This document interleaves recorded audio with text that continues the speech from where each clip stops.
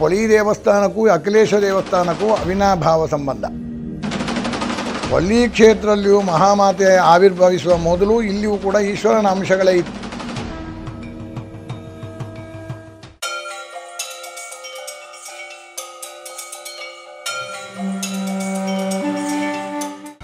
ವೀಕ್ಷಕರೇ ನಮಸ್ಕಾರ.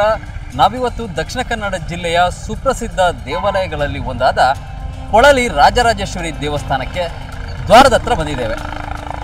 ಈ ದೇವಾಲಯಕ್ಕೆ ಸಂಬಂಧಪಟ್ಟಂತಹ ಸುತ್ತಮುತ್ತಲಿನ ಈ ಊರಿನವರಿಗೆ ಮಾತ್ರ ತಿಳಿದಿರುವಂತಹ ಹಲವಾರು ದೇವಸ್ಥಾನಗಳಿದ್ದಾವೆ.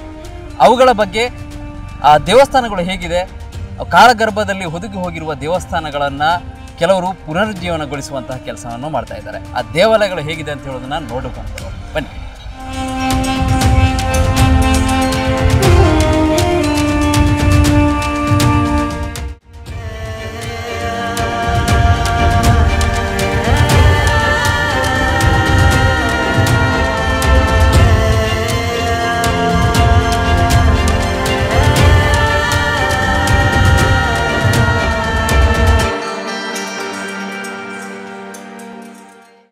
ದಕ್ಷಿಣ ಕನ್ನಡ ಜಿಲ್ಲೆಯ ಕರಿಯಂಗಳ ಎನ್ನುವ ಗ್ರಾಮದಲ್ಲಿ ಪೊಳಲಿ ಎಂಬಲ್ಲಿ ರಾಜರಾಜೇಶ್ವರಿ ದೇವಸ್ಥಾನವಿದೆ.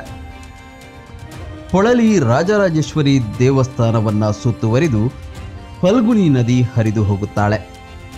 ಇದೊಂದು ಐತಿಹಾಸಿಕ ಸ್ಥಳವಾಗಿದ್ದು ಪ್ರವಾಸಿಗರನ್ನು ಸೆಳೆಯುತ್ತದೆ. ಶ್ರೀ ಕ್ಷೇತ್ರ ಬಹಳ ಪ್ರಾಚೀನವಾಗಿದ್ದು ಸುರತ ಮಹಾರಾಜನು ದೇವಾಲಯವನ್ನು ಕಟ್ಟಿಸಿ ತನ್ನ ತಲೆಯಿಂದ ತೆಗೆದ ಕಿರೀಟವನ್ನು ಹಾಗೆಯೇ ದೇವಿಯ ಮೂರ್ತಿಯ ಮೇಲೆ ಇರಿಸಿ ಮತ್ತೆ ತಿರುಗಿಸಲು ಪ್ರಯತ್ನಿಸಿದಾಗಲೂ ಆಗದೆ ಅಲ್ಲೇ ಬಿಟ್ಟನಂತೆ.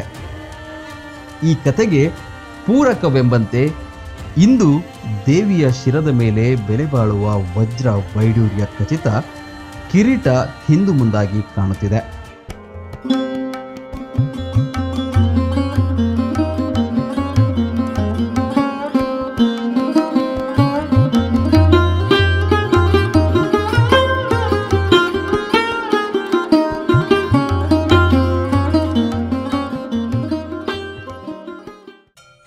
ಈ ದೇವಾಲಯದಲ್ಲಿ 1 ತಿಂಗಳ ಕಾಲ ಸುದೀರ್ಘವಾಗಿ ಸಾಗುವ ಜಾತ್ರೆಯೇ ವಿಶೇಷ.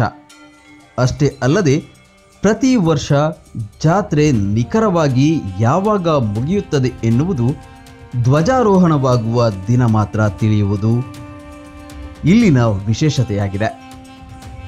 ಪೊಳಲಿ ಶ್ರೀ ರಾಜರಾಜೇಶ್ವರಿ ಅಮ್ಮನವರ 16 ಆಶ್ರಿತ ದೇವಸ್ಥಾನಗಳಲ್ಲಿ ಅಖಿಲೇಶ್ವರ ದೇವಾಲಯವೂ ಒಂದು.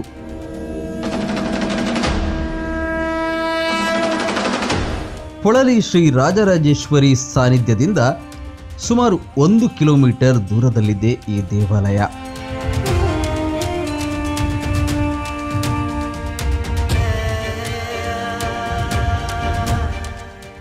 ಫಲ್ಗುಣಿ ನದಿ ತಟದಲ್ಲಿ ಹಚ್ಚ ಹಸಿರಿನ ಗಿಡಮರಗಳಿಂದ ಆವೃತವಾಗಿರುವ ಪುಣ್ಯಕ್ಷೇತ್ರವಿದು.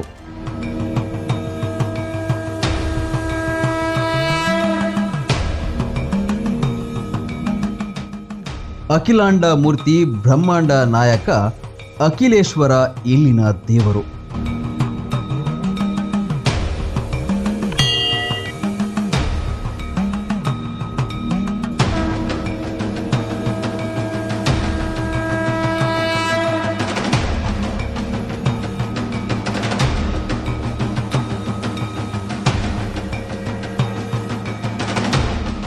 ಶ್ರೀ ಗುರುಭ್ಯೋ ನಮಃ. ಅಖಿಲೇಶ್ವರ ದೇವಸ್ಥಾನ ಇಲ್ಲಿ ಬಂದಂತಹ ಪ್ರತೀತಿ ಪ್ರಕಾರ ಬಹಳ ಪ್ರಾಚೀನವಾದಂತಹ ದೇವಸ್ಥಾನ.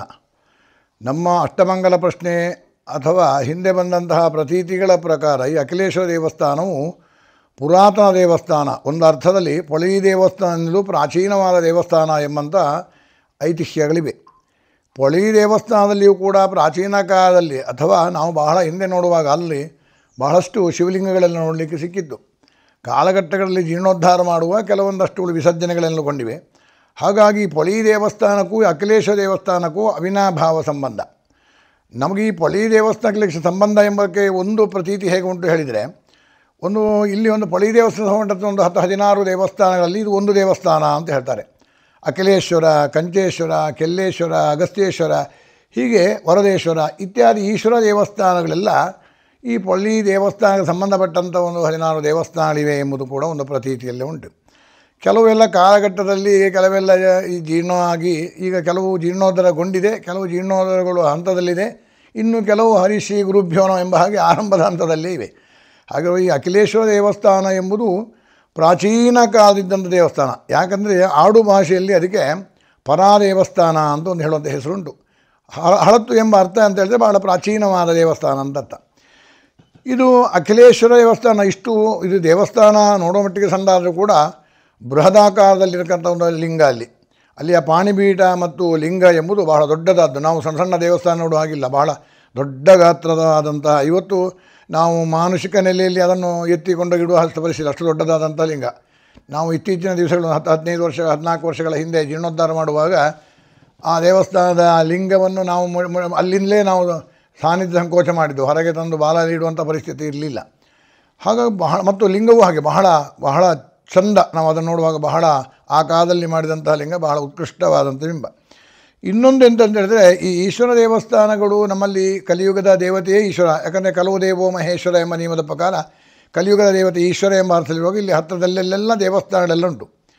ಹಿಂದೆ 2 ಅಷ್ಟಮಂಗಲ ಪ್ರಶ್ನೆಗಳಿಡುವಾಗ ಒಳಲಿಯೂ ಕೂಡ ಪೊಳ್ಳಿ ಕ್ಷೇತ್ರದಲ್ಲಿಯೂ ಮಹಾಮಾತೆ ಆವಿರ್ಭವಿಸುವ ಮೊದಲು ಇಲ್ಲಿಯೂ ಕೂಡ ಈಶ್ವರನ ಅಂಶಗಳೇ ಇತ್ತು. ಈಶ್ವರ ದೇವಸ್ಥಾನದ ಸಾನ್ನಿಧ್ಯಕ್ಕೆ ಪೂರಕವಾದ ಅಂಶಗಳು ಎಂಬುದು ಅಷ್ಟಮಂಗದಲ್ಲಿ ಕೂಡ ಅದು ಚಿಂತನೆಗಳೆಲ್ಲ ಬಂದಿದೆ. ಯಾಕಂದರೆ ಅಷ್ಟಮಂಗದಲ್ಲಿ ಹೇಳುವ ಕ್ರಮಗಳು ಶಾಸ್ತ್ರಸಮ್ಮತವಾದಂಥದ್ದು, ಶೈವಾಂಶ ಸಂಭೂತವಾದ ಶಕ್ತಿಗಳ ಬಗ್ಗೆ ಹೇಳುವಂಥದ್ದು. ಆಮೇಲೆ ಕಾಲಘಟ್ಟದಲ್ಲಿ ಈಶ್ವರ ದೇವಸ್ಥಾನ ಅಂತ ಹೇಳುವಂಥದ್ದು. ಆಮೇಲೆ ಹಿಂದೆ ಈ ಪೊಳಿ ದೇವಸ್ಥಾನ ಮತ್ತು ಈ ಈಶ್ವರ ದೇವಸ್ಥಾನದ ಆಡಳಿತವು ಒಬ್ಬರ ಕೈಯಲ್ಲಿ ಇದ್ದದ್ದು, ಒಬ್ಬರೇ ಮಾಡ್ತಾಯಿದ್ದದು.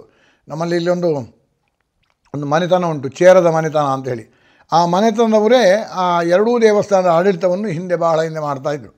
ಆಮೇಲೆ ಬದಲಾವಣೆಗಳೆಲ್ಲ ಆಗಿದೆ, ಆಮೇಲೆ ಕಾಲಘಟ್ಟಗಳಲ್ಲಿ ವ್ಯತ್ಯಾಸಗಳೆಲ್ಲ ಆಗಿದೆ. ಹಾಗಾಗಿ ಇವತ್ತು ಇಲ್ಲಿ ಒಂದು ಸಮಿತಿ ಉಂಟು, ಅಲ್ಲಿ ದೇವಸ್ಥಾನದ ಸಮಿತಿ ಹೇಗೂ ಉಂಟು. ಹೀಗೆ ದೇವಸ್ಥಾನದ ಜೀರ್ಣೋದ್ಧಾರಗಳೆಲ್ಲಾಗಿ ದೇವಸ್ಥಾನ ನಡೀತಾ ಉಂಟು. ಮತ್ತು ಈ ಅಖಿಲೇಶ್ವರ ದೇವಸ್ಥಾನ ಅಂತ ಹೇಳುವಾಗ ಅದು ಬಹಳ ಒಂದು ಕಾರ್ಣಿಕವಾದಂತಹ ಸ್ಥಳ ಎಂಬುದು ಕೂಡ ಉಂಟು. ನಮ್ಮಲ್ಲಿ ಈ ದೇವಸ್ಥಾನ ಪೊಳಿ ದೇವಸ್ಥಾನದಲ್ಲಿರತಕ್ಕಂತಹ ಸುಮೇಧಸ ಮುನಿಗಳು ಅಥವಾ ಅವರು ತಪಸ್ಸು ಮಾಡಿದ ಜಾಗಗಳಿಗೆ ಇಲ್ಲಿಗೂ ಸಂಬಂಧ ಉಂಟು ಅಂತ ಹೇಳುವಂತಹ ಪ್ರತೀತಿಯನ್ನು ಕೂಡ ಈ ಸ್ಥಳವನ್ನು ಹೇಳ್ತಾರೆ. ಯಾಕಂದರೆ ಈ ದೇವಸ್ಥಾನ ನೋಡಿದರೆ ಗೊತ್ತದೆ, ಈ ದೇವಸ್ಥಾನದ ಒಂದು ಬಡಗುದಿಯಲ್ಲಿ ಫಲ್ಗುಣಿ ನದಿ ಹರಿತಾ ಉಂಟು, ಭಾಳ ಹತ್ತಿರದಲ್ಲಿ ಆ ನದಿ ಹರಿತಾ ಉಂಟು.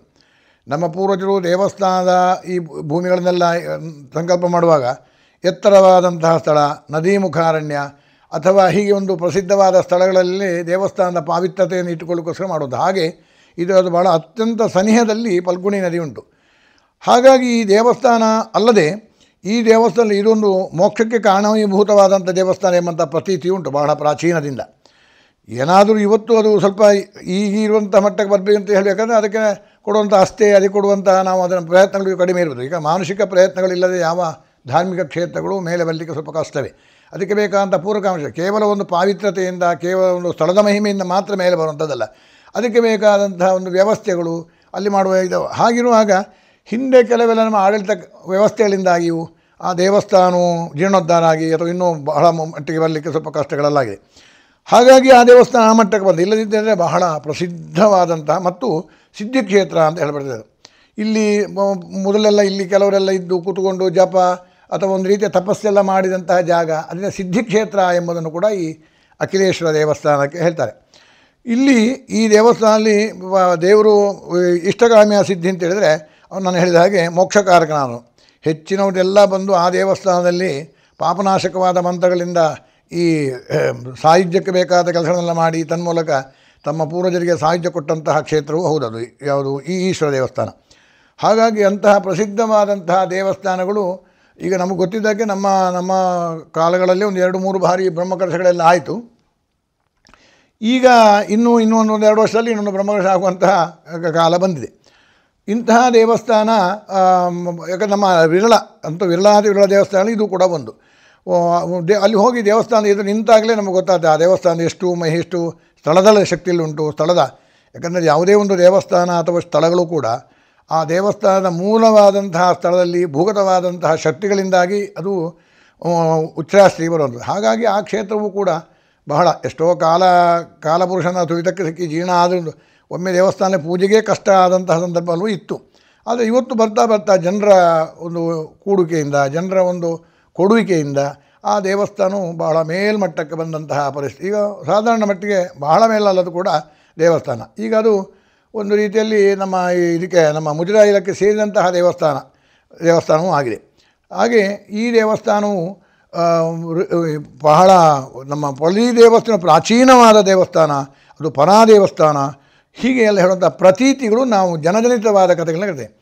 ಸ್ಥಳದ ಇತಿಹಾಸಗಳು ಹೇಳುವಂತಹ ಲಭ್ಯವಾದಂತಹ ಯಾವುದೇ ಒಂದು ಗ್ರಾಂಥಿಕ ವಿಚಾರಗಳು ನಮಗೆ ಸಿಗೋದಿಲ್ಲ. ಯಾವುದೇ ಒಂದು ಗ್ರಂಥಗಳಲ್ಲಿ ಹೇಳಿದ್ದಾರೆ ಹೇಳುವಂಥದ್ದು ಕೇಳಿದ ಸಾಮಾನ್ಯವಾಗಿ ಒಬ್ಬರಿಂದ ಒಬ್ಬರು ಹೇಳಿ ಬಂದಂಥ ಪ್ರಕಾರ ಬಹಳ ಪ್ರಾಚೀನವಾದಂಥ ದೇವಸ್ಥಾನ ಅಂತ ಹೇಳಲಿಕ್ಕೆ ಇಷ್ಟು ಈ ದೇವಸ್ಥಾನದ ಬಗ್ಗೆ ನಾವು ಹೇಳ್ಬೋದು. ಊರವರಿಂದ ಭಕ್ತಿಯಿಂದ ಕೆಲ್ಲೇಶ್ವರ ಎಂದು ಕರೆಸಿಕೊಳ್ಳುವ ಶಿವನು ಭಕ್ತಿ ನಿಷ್ಠೆಯಿಂದ ಪೂಜಿಸುವ ಭಕ್ತರ ಸಂಕಷ್ಟಗಳನ್ನು ನಿತ್ಯ ನಿವಾರಿಸಿ ಕಾಯುತ್ತಿದ್ದಾನೆ.